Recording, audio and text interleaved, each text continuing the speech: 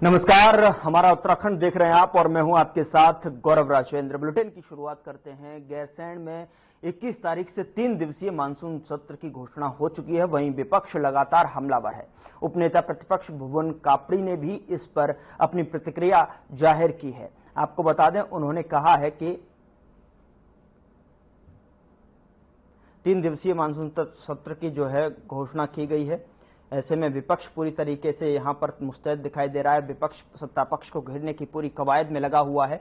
उपनेता प्रतिपक्ष भुवन कापड़ी ने इस पर पूरी अपनी प्रतिक्रिया देते हुए महत्वपूर्ण विषयों पर चर्चा होना संभव नहीं है और जाहिर तौर पर जो सवाल विपक्ष के पास हैं उसका जवाब भी जो है कहीं ना कहीं विपक्ष ये चाह रहा है कि इसका समय अवधि में बढ़ोतरी की जाए और साथ ही साथ इस पर जो है सत्ता पक्ष जवाब देने में नाकामयाब हो सकता है। यानी 3 दिवसीय मानसून सत्र की घोषणा के दौरान जो है भुवन कापड़ी ने इस पर प्रतिक्रिया देते हुए 3 दिनों में राज्य के ज्वलंत मुद्दों पर चर्चा होना एवं विपक्ष द्वारा उठाए गए महत्वपूर्ण विषयों पर चर्चा होना संभव नहीं है। सरकार को एक वर्ष में 60 दिनों तक सत्र चलाना चाहिए जिससे महत्वपूर्ण विषयों में चर्चा हो सके, जनहित के मुद्दों पर चर्चा हो, परंतु सरकार के ये हाल है वो 5 वर्ष में भी 60 दिन सत्र आहूत नहीं कर पा रही है, जिससे सरकार की मंशा पर प्रश्न चिन्ह खड़ा होता है।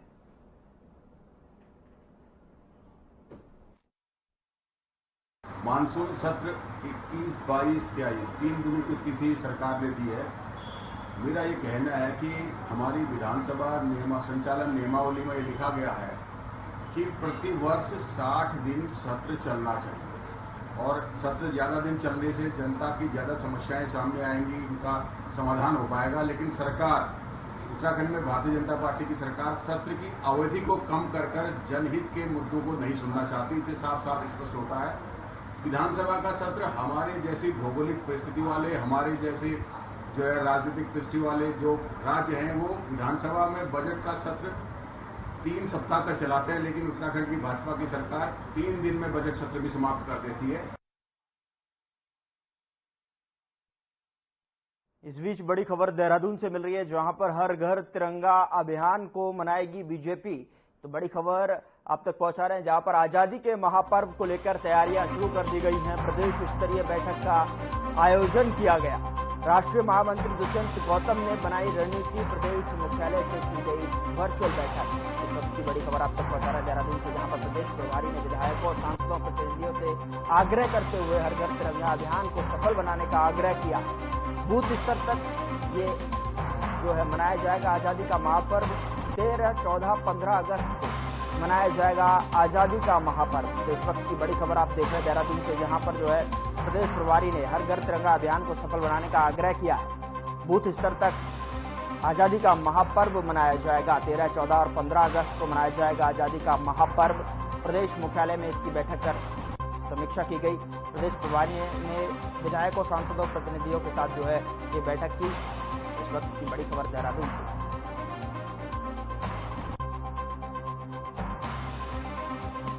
प्रदेश मुख्यालय से की गई वर्चुअल बैठक।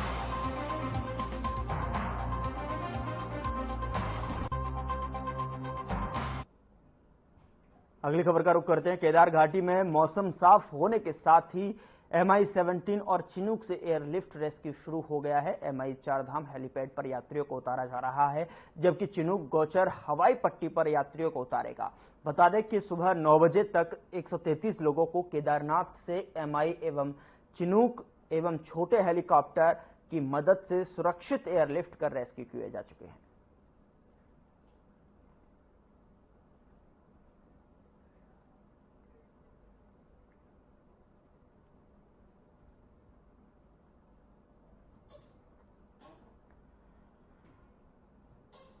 उधर देहरादून रिस्पना नदी के बाढ़ क्षेत्र को 2 महीने में चिंतित करने के आदेश एनजीटी के द्वारा दिए गए हैं। एनजीटी ने रिस्पना किनारे अतिक्रमण के प्रकरण में सुनवाई कर आदेश जारी किया है।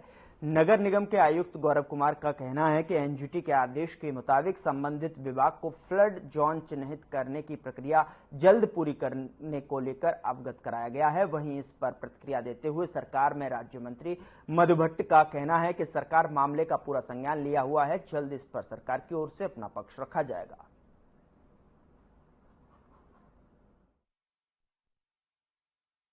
एनजीटी के जो मानक है सरकार उसमें पूरी तरह से उसमें कार्रवाई कर रही है और अभी जो जिस प्रकार से सरकार का और जो एनजीटी का दोबारा से जिस प्रकार से उनका एक वक्तव्य आया है उसके अनुसार अभी तुरंत ही नगर निगम के साथ और सरकार के जो उच्च अधिकारी हैं उनके साथ मिलकर एक कार्य योजना बनाई जा रही है और उसमें कार्रवाई की जो है उसमें कार्रवाई की जाएगी।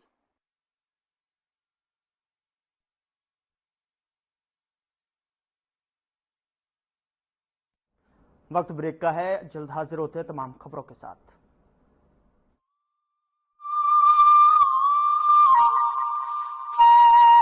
प्रधानमंत्री नरेंद्र मोदी के मार्गदर्शन एवं मुख्यमंत्री पुष्कर सिंह धामी जी के कुशल नेतृत्व में उत्तराखंड सक्षम एवं सशक्त राज्य के रूप में आगे बढ़ रहा है। संपूर्ण समावेशी विकास के लक्ष्य को हासिल करने के लिए चलाई जा रही योजनाओं में सुधार करने और उन्हें जन जन तक पहुंचाने का काम तेजी से किया जा रहा है। राष्ट्रीय खाद्य सुरक्षा योजना के माध्यम से प्रदेश में गरीबों और आर्थिक वर्ग के कमजोर तथा बीपीएल परिवारों को कम कीमत पर खाद्य सामग्री उपलब्ध कराई जा रही है। इस योजना के अंतर्गत प्रति राशन कार्ड 35 किलोग्राम खाद्यान्न जिसमें 13 किलो गेहूं, 21 किलो चावल तथा 1 किलोग्राम चीनी प्रति राशन कार्ड बहुत ही मामूली दर से दी जाती है। मेरा नाम स्वामीनाथ मौर्य है और हमको फ्री राशन मिलता है। हमारा काम चल रहा है, गुजारा बस हो रहा है, हमारा बस हो रहा है।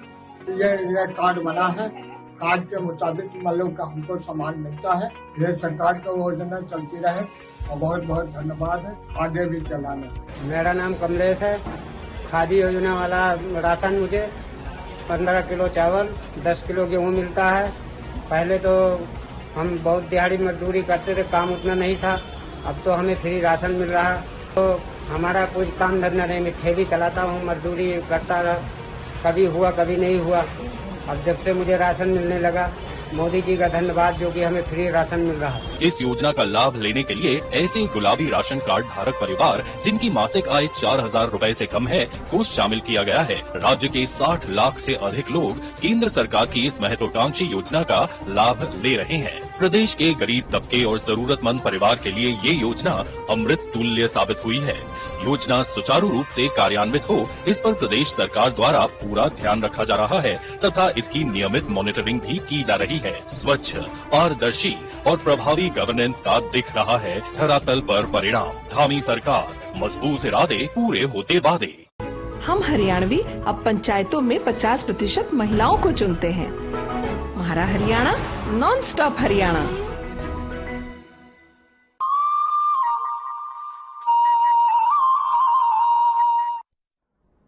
ब्रेक के बाद स्वागत है आपका। खबरों का रुख करते हैं। देहरादून में आर्टिफिशियल इंटेलिजेंस आधारित सेमिनार का आयोजन किया गया जिसमें मुख्यमंत्री पुष्कर सिंह धामी ने प्रतिभाग किया। राज्य सरकार के विभिन्न संस्थानों से आए हुए सभी हमारे प्रतिनिधिगण, सभी विशेषज्ञ वैज्ञानिकगण, इंडस्ट्री से आए हुए सभी इंडस्ट्री के हमारे प्रतिनिधि, सभी विद्वज्जन, उपस्थित सभी अतिथिगण, पत्रकार मित्रों एवं छायाकार बंधुओं, मैं सभी का आज यहाँ मुख्य सेवक सदन में बोधिसत्व श्रृंखला के 3.0 मैं आप सभी का अपनी ओर से हार्दिक स्वागत करता हूं, आप सबका अभिनंदन करता हूं। आप सभी के सहयोग और समर्थन के बिना इस प्रकार का जो अभूतपूर्व कार्यक्रम है वो नहीं हो सकता और आप सबकी उपस्थिति, इसके बारे में त्यागी जी ने बहुत विस्तार से कहा कि आपकी उपस्थिति वास्तव में हम सभी को एक दूसरे से ऊर्जा प्रदान कर रही है, एक दूसरे के अंदर उत्साह और उमंग पैदा कर रही है। इसके लिए मैं आप सभी का हृदय से धन्यवाद देता हूं। आज हम सभी इस एक अद्वितीय आयोजन आर्टिफिशियल इंटेलिजेंस के क्षेत्र में हो रही प्रगति और हमारे राज्य के विकास के लिए इसके किस प्रकार से हम लाभ ले सकते हैं, किस प्रकार से अधिकाधिक उपयोग करने के लिए और उस पर चर्चा करने के लिए एक चिंतन करने के लिए, चर्चा करने के लिए, आपस में बात करने के लिए यहां पर एकत्र हुए हैं। और मुझे पूरा भरोसा है कि आज की इस महत्वपूर्ण बैठक से, महत्वपूर्ण कॉन्क्लेव से एक मंथन के बाद अमृत निकलेगा और वह अमृत हमारे राज्य के लिए, हम सब के लिए बहुत उपयोगी साबित होगा। मेरा मानना है कि इकोनॉमी के साथ इकोलॉजी और टेक्नोलॉजी और साथ में अकाउंटेबिलिटी और सस्टेनेबिलिटी सतत विकास के जो आधार स्तंभ हैं और आधुनिक रूप में इन सब के सशक्तिकरण में एआई जो हमारी टेक्नोलॉजी है, इस टेक्नोलॉजी का बहुत महत्वपूर्ण योगदान होने वाला है। बहुत महत्वपूर्ण भूमिका एआई इसमें निभा सकती है। और मैंने अनेक अवसरों पर अपने सभी विशेषज्ञों से और सभी महानुभावों से, जो भी विभिन्न दायित्वों का निर्वहन कर रहे हैं, उन सब से एआई की विशेषता हासिल करने की हमेशा मैंने इच्छा व्यक्त की है।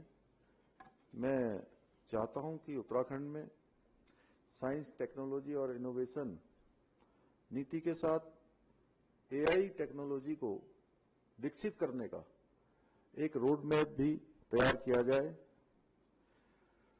और आज विज्ञान और प्रौद्योगिकी के साथ एआई भी हमारे जीवन के हर पहलू को प्रभावित करता है।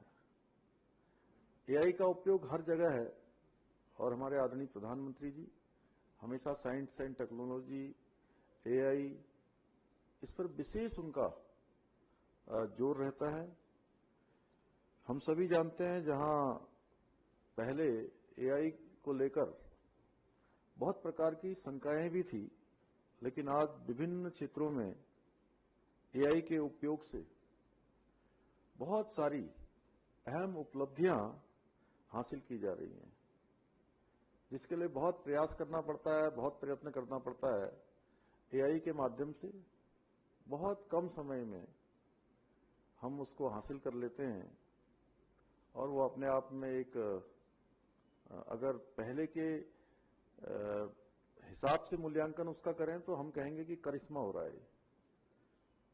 ये एआई कर सकती है। यह तकनीकी हमारे जो वैज्ञानिक अनुसंधान है और रोजमर्रा के जीवन में क्रांतिकारी परिवर्तन रोज हो रहे हैं।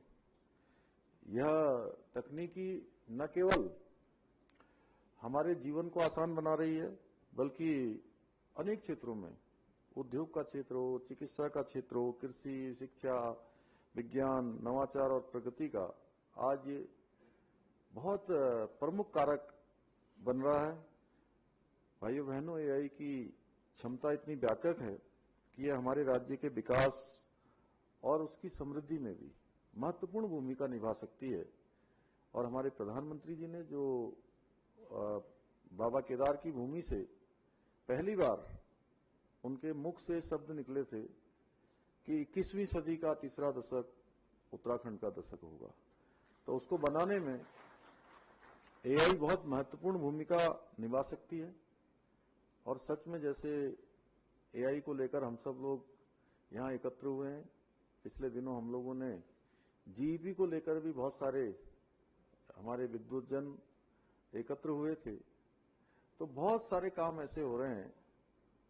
सच में भगवान बाबा केदार की कृपा से कि अनेक सारे इनिशिएटिव में हम सबसे पहले इनिशिएटिव ले रहे हैं। तो इसके लिए मैं आप सबको बधाई देना चाहता हूं। और साथ में हम विकास के लक्ष्यों को प्राप्त करने में भी हमारी दिशा बिल्कुल सही तरीके से आगे बढ़ रही है। अभी पिछले दिनों नीति आयोग भारत सरकार ने जो सभी राज्यों के लिए, देश भर के लिए जो मानक निर्धारित किए हुए हैं, सस्टेनेबल डेवलपमेंट गोल्स अचीव करने में हमारे राज्य ने पहला स्थान प्राप्त किया है पूरे देश भर में। हमारे राज्य में जहां प्राकृतिक संसाधन, सांस्कृतिक धरोहर, उत्कृष्ट मानव संसाधनों से संपन्न है। प्रकृति द्वारा प्रदत्त हमको एक बड़ा भूभाग वनों से आच्छादित है, 71%, हिम ग्लेशियर है, नदियों से आच्छादित है, देवभूमि है। निश्चित रूप से भगवान की बड़ी कृपा है और इस राज्य में हम एआई की शक्ति को सही प्रकार से अगर हम इसको उपयोग में लाएं तो हम इन संसाधनों का प्रयोग सर्वोत्तम तरीके से कर सकते हैं। बहुत अच्छा हम आउटपुट ले सकते हैं। कृषि में एआई का उपयोग करके हम फसल उत्पादन को बढ़ा सकते हैं, जलवायु परिवर्तन के प्रभावों को समझ सकते हैं, किसानों की जो आय दुगनी करनी है उसमें भी एआई बहुत बड़ी अपनी भूमिका निभा सकती है। हेल्थ के क्षेत्र में एआई का उपयोग करके हम रोगों को शीघ्र और सटीक निदान कर सकते हैं, जिससे लोगों को बेहतर और ठीक समय पर सेवाएं जो है प्राप्त हो पाएंगी। शिक्षा के क्षेत्र में एआई का उपयोग शिक्षण और सीखने के अनुभव को और अधिक इंटरैक्टिव और प्रभावी बना सकता है। यह छात्रों की व्यक्तिगत आवश्यकताओं के अनुसार शिक्षा प्रदान करने में मदद कर सकता है, जिससे उनकी जो शैक्षणिक सफलता है उसकी संभावना भी और अधिक हो जाती है।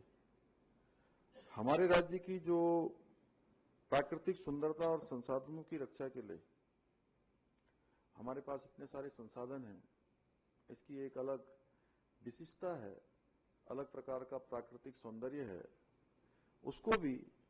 उसमें भी एआई अपनी एक महत्वपूर्ण भूमिका निभा सकता है।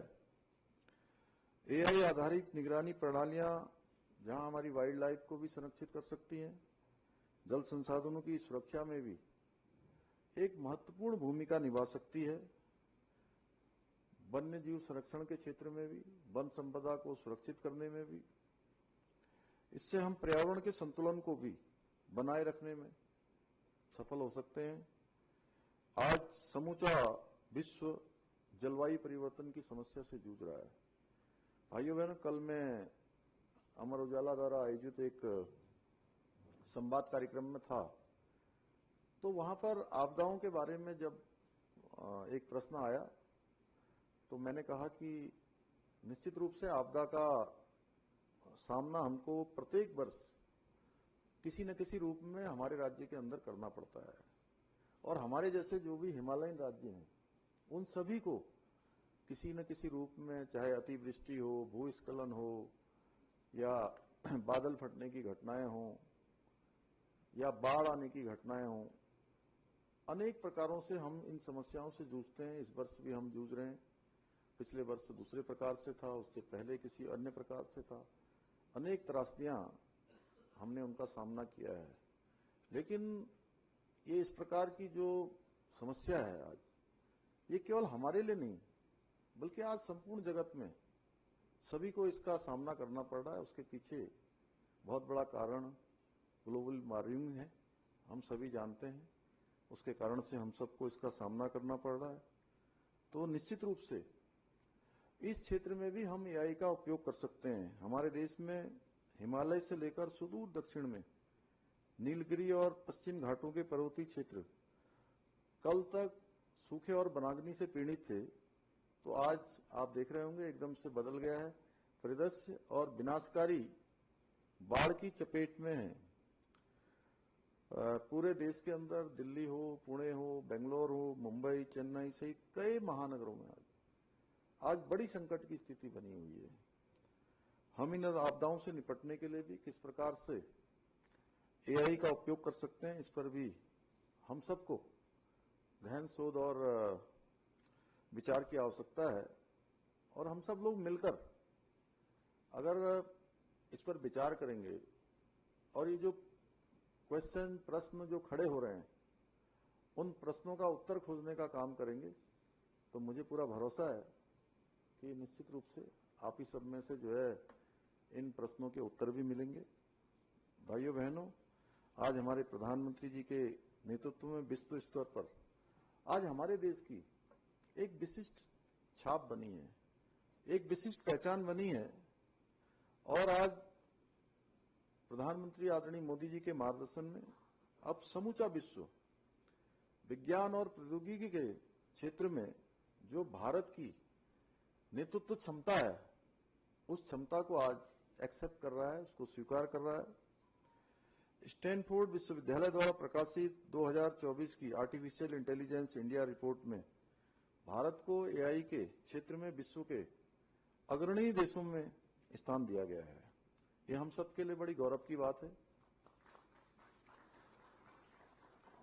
आदरणीय प्रधानमंत्री श्री नरेंद्र मोदी जी के कुशल नेतृत्व में राष्ट्रीय स्तर पर इंडिया एआई मिशन की शुरुआत की गई है और निश्चित रूप से जिसका उद्देश्य देश में एआई और संबंधित जो हमारी टेक्नोलॉजी है उसके विकास के लिए एक अच्छा माहौल बनाना, एक अच्छा वातावरण बनाना, एक अच्छा परिवेश तैयार करना है। और सूचना मंत्रालय द्वारा भी एआई के प्रचार प्रसार और प्रयोग को गति देने के उद्देश्य से अनेक कार्यक्रम आज भारत की सरकार संचालित कर रही है। राज्य के अंदर भी हमारा प्रयास है कि केंद्र सरकार के जितने भी हमारे संस्थान हैं, जितने भी इंस्टीट्यूशन हैं, उनके साथ एक अच्छा तालमेल करते हुए, सामंजस्य बैठाते हुए प्रदेश में एआई के अनुकूल वातावरण हम बनाएं। इसके लिए जरूरी है कि एक ऐसा साझा मंच तैयार करें जहां प्रदेश के हमारे जितने भी प्रतिष्ठित संस्थान हैं, अच्छे इंस्टीट्यूशन हैं, उनके विशेषज्ञ ज्ञान एवं अनुभव को साझा करते हुए और एक दूसरे का परस्पर सहयोग करके एक प्रभावी तंत्र हम इसके लिए डेवलप करें, एक प्रभावी तंत्र बनाएं। हमने नीति आयोग की बैठक में भी राज्य सरकार की जो एआई रेडीनेस के प्रति प्रतिबद्धता है, उस बात को मैंने वहां भी नीति आयोग में भी रखा है। प्रदेश में सार्वजनिक क्षेत्र की सेवाओं में क्रांतिकारी परिवर्तन की आवश्यकता है, जिसके लिए एआई और डीप लर्निंग आधारित मॉडल विकसित करने के लिए भी ठोस प्रयास करने की आवश्यकता है। मैं समझता हूं कि इस दिशा में हमको जमीनी आधार पर काम करने होंगे। भाइयों बहनों, स्टार्टअप हमारी रीढ़ है अर्थव्यवस्था की। एआई, सेमीकंडक्टर, क्वांटम ऐसे विषय हैं, इन सब पर भी गहन चर्चा की आवश्यकता है। हमें यह भी सुनिश्चित करना होगा कि प्रदेश में जितने भी हमारे रजिस्टर्ड स्टार्टअप एवं उद्योग राज्य सरकार की नीतियों से लाभान्वित हो सकें। मेरा विश्वास है इस कार्यक्रम के क्षेत्र में प्रत्येक सत्र में जितने भी सत्र होंगे, जिसके बारे में अभी दुर्गेश पंत जी ने पूरे दिन भर की समय सारणी यहां पर रखी है, उसमें बहुत ही गंभीर चिंतन और मनन होगा।